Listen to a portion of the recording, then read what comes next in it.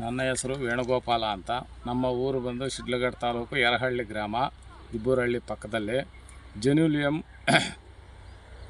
ಜೆನ್ಯೂಲಿಯಮ್ಮು tomato ಸೀಡು ಮಯೂರದು ನಾಟಿ ಮಾಡಿದ್ದೀನಿ. ಒಳ್ಳೆ ಸೀಡು, ಪರವಾಗಿಲ್ಲ, ಮಳೆಗಾಲದಲ್ಲಿ ತಡ್ಕೊಳ್ತದೆ. ಅಷ್ಟೊಂದು ನಮಗೆ ಸಮಸ್ಯೆ ಏನಾಗಲಿಲ್ಲ. ರೋಗ ಕಂಟ್ರೋಲು ಆಗ್ತದೆ, ಅವಾಯ್ಡು ಆಗಿದೆ. ನಾನು ಬೆಳೆದಿದ್ದೀನಿ, ಮಾರ್ಕೆಟ್ಗೆ ಹಾಕ್ತಾಯಿದ್ದೀನಿ. ನಾಲ್ಕನೇ ಕೊಯ್ಲು CMR ಮಂಡಿಗೆ ಹಾಕ್ತಾಯಿದ್ದೀನಿ. ಪರವಾಗಿಲ್ಲ, ವ್ಯಾಪಾರಸ್ಥರು ಹಿಡಿತಾರೆ, ಆಕ್ಷನು ಚೆನ್ನಾಗಿ ಆಗ್ತಾಯಿದೆ. ಒಳ್ಳೆ ಸೀಡು, ಎಲ್ಲ ರೈತರು ಹಾಕ್ಬೋದು. ನೋಡಿ, ಒಳ್ಳೆ ಕ್ರಾಪು ಕೂತ್ಕೊಂಡೈತೆ. ಚುಕ್ಕೆ ಆಗಲಿ ಮತ್ತು ಈ ಬ್ಲೈಟು ಆಗಲಿ 90% ಕಮ್ಮಿ, ಆದಷ್ಟು ಪರವಾಗಿಲ್ಲ.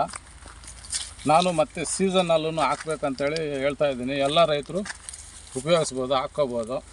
ಒಳ್ಳೆ ಸೀಡು. 4 ಕೊಯ್ಲು ಕಿತ್ರಾ? 4 ಕೊಯ್ಲು ಕಿತ್ತಿದ್ದೀವಿ ಇದುವರೆಗೂ.